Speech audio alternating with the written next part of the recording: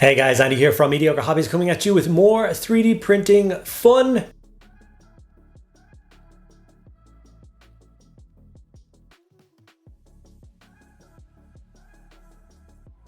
It's that time of the month again where we delve into the world of Anvil Industries, a company that is supporting the channel for quite a number of months now, and I get to explore their awesome patronage every single month. They send me the files for all the cool things that they bring out. This month they are focusing on a set called Imperial Citizens.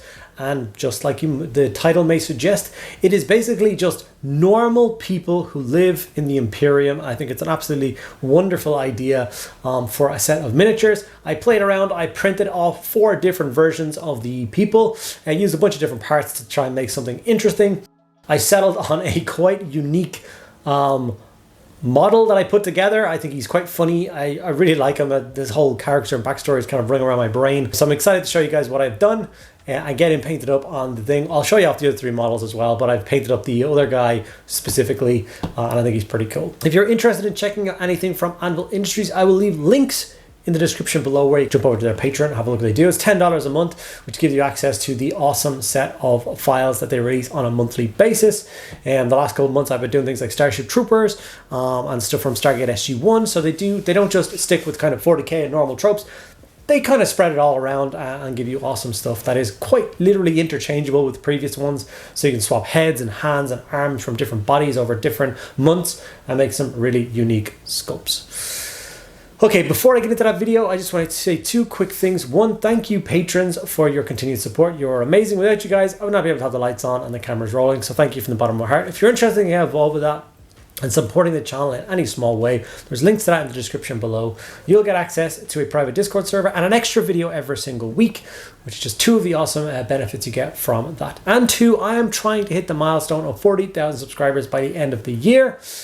And I really hope you will help me get there. So if you're not already subscribed to the channel, please take 2 seconds the other day, hit that subscribe button, and let's make it happen. Okay, without further ado, let's get in and paint this awesome miniature. And here's the prints coming off of my GK2. As you can see, every single part printed perfectly. Like I said at the beginning, it always does with this printer. It is, some magic. Costs a pretty penny, but I think that the price definitely is noticed in the quality that you do get. And like I said, there is actually a bit of a deal on the GK2 for the Christmas period, and I'll leave links to that below if that's something that interests you guys and you're interested in picking up this printer. So as per usual, just very quickly pop them off of the build plate. And then I actually scooped them into this little extra mesh thing. I have a wash and cure station, but some of these parts are far too small for the traditional like wire mesh that comes with the wash and cure station. So I actually put them inside of this and then put this inside the liquid, and it cleans them without risk of losing any parts. Pour the parts out. And before anybody says anything about wearing gloves, I am usually super careful with resin and 3D prints. I was as careful as I possibly could be with these miniatures, but I unfortunately do have a busted finger at the moment. So I've got 2 of them taped together, which means that putting a rubber glove on is not very easy. So I decided to just bite the bullet today and obviously give them a good wash after I was done working with them.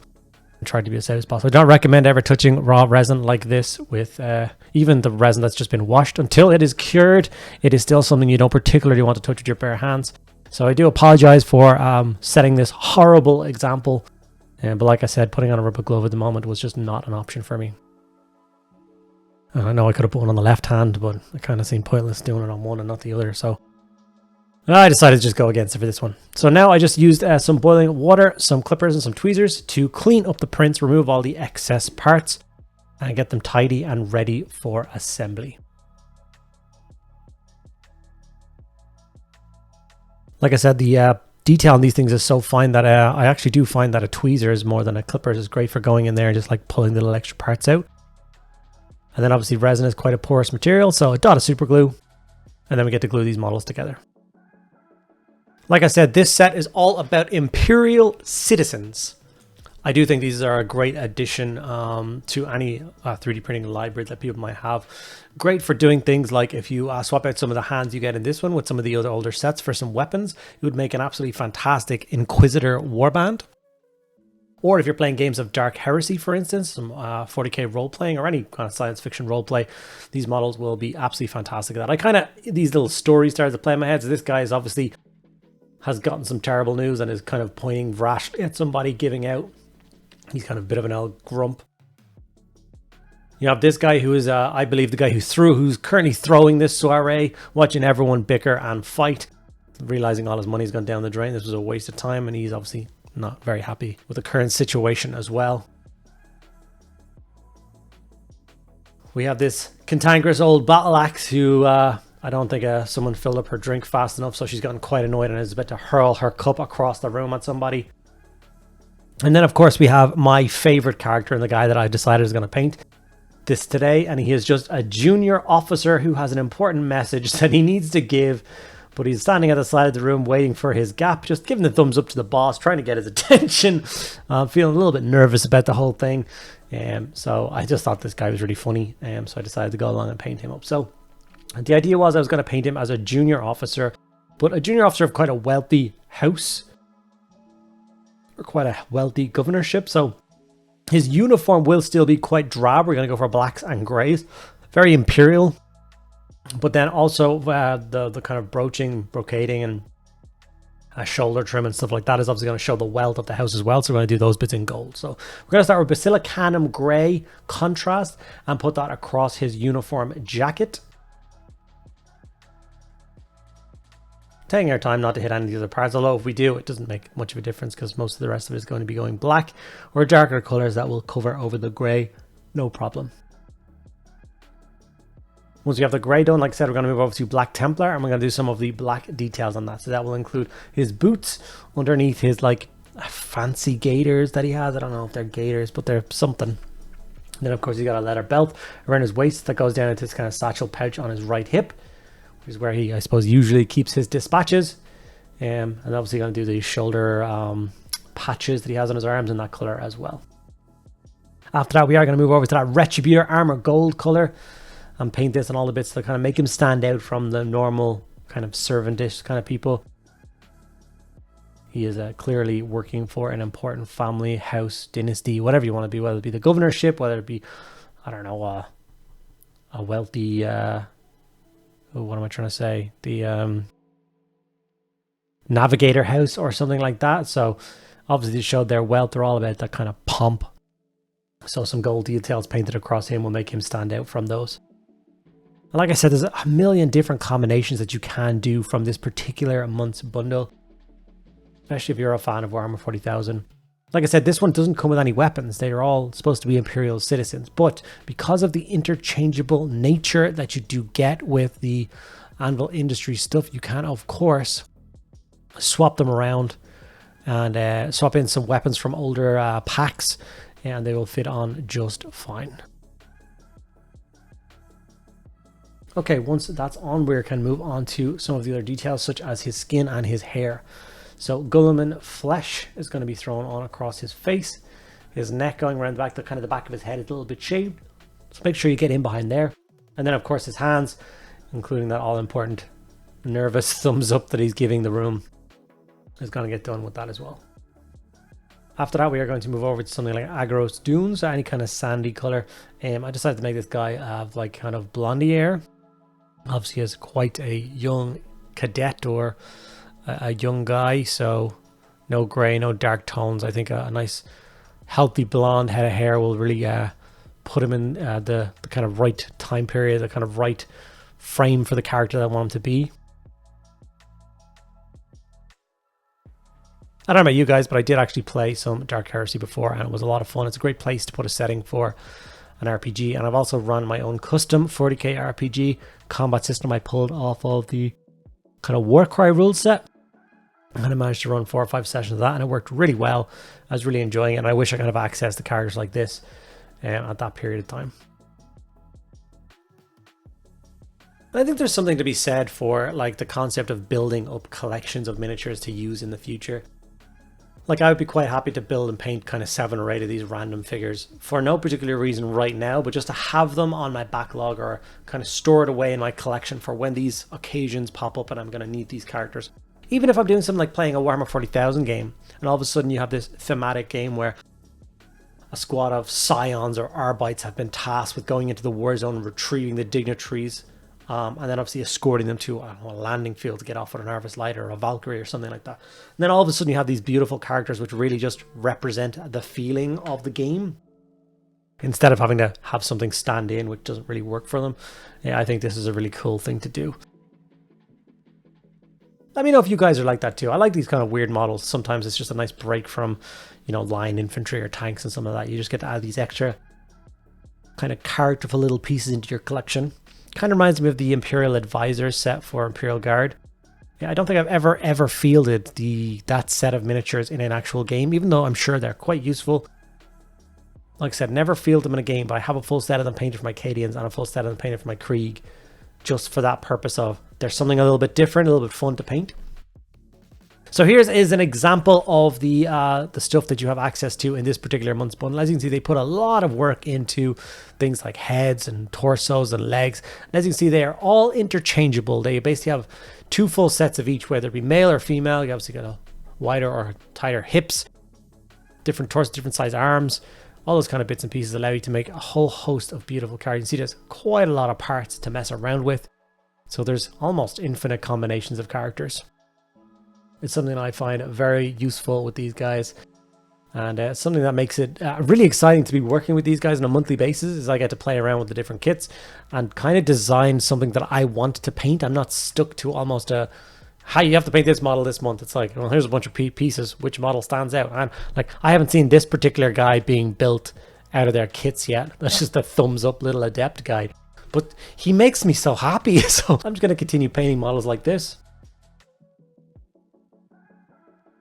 Going in now after the black wash has been applied, and I'm going in to layer up all of his robes. So Mechanic Standard Grey was brought in nice dark grey.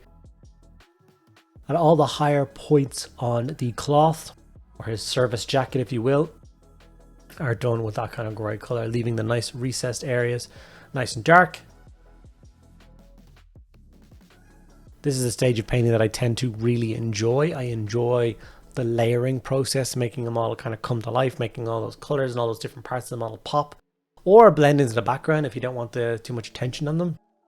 Sometimes you have key parts of a model that you want a person who's looking at the model to focus on more. So like I said, his jacket is obviously quite an important part of this model, so I'm going to spend a lot more time layering that up, as opposed to, you know, the little bit of trousers you can see underneath his jacket isn't going to get a lot of time or effort put in, because no one's really going to stop and pay attention to it. So as I've mentioned before, my fingers are a little bit taped up at the moment. I've got a slightly broken hand, and I'm making the best of it as I currently am. Normally when I do the Anvil Industries videos, I do kind of 3 or 4 characters in one video and show you how to paint a little squad. Unfortunately, my painting is a little bit slower this time around, so I decided to focus on a single character. And unlike previous months with Anvil Industries where things tend to look like a squad, so for instance when I did the SG teams or the Jaffa for the next month, I was obviously going to be sharing a lot of the same colors, so it was a lot easier to kind of paint a whole heap of them. With these 4 individual models, there's not really a lot of colors that's going to be kind of matching. They're all very individual. So obviously that would have added so much more time onto the painting process that I decided that focusing on a single one would make the most sense for this video. And I am glad I did, because then I got to spend more time on this guy. I feel like he needs a really like mundane name, like, you know, like the governor that's across the table watching him stand there with his thumbs up and he's like, oh god, it's Carl again, or, you know, something silly that just, that's no offense to anyone named Carl watching the video, but you know what I mean, just it's kind of an out of place name that, you know, Lord Farquhar III is looking at him and he's like, oh, it's Carl. It's, if anyone can help me come up with a funny or fun name for this particular character, I think he deserves it. The story of him is currently running amok in my brain, and I am quite enjoying it. Corvus Black, used to highlight all of the black leathery parts, his belt, his boots, parts like that. Some lead belts will be brought in and highlight all the metallic parts, so all of the gold and silver on this model will get a touch up of silver, just to help it all kind of pop, adding a really nice burnished look to all of the metallics. Super quick step.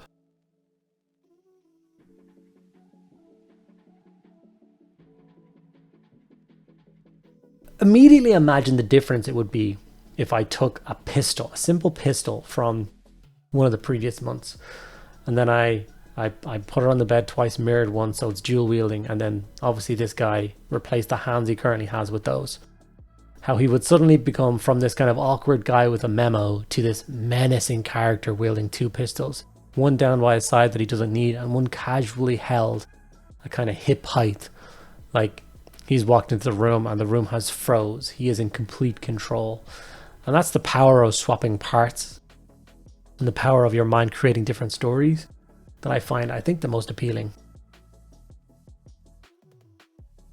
I do like models telling a story. Man, I haven't played an RPG system in, I don't know, like a year and a half now. I think that's just not on. I'm gonna have to get some sort of role-playing system going. Get some of my friends to help me run one maybe. I'm not a very good DM, I don't think so. I'm much better as a player, so I need to find someone who's willing to run a game. Morghast Bone was brought in to highlight the hair, giving him that nice sandy blonde color that I wanted for his hair. And that's basically the last bit of painting that I'm going to do for this particular miniature, so I'm going to show a few close-ups of him now.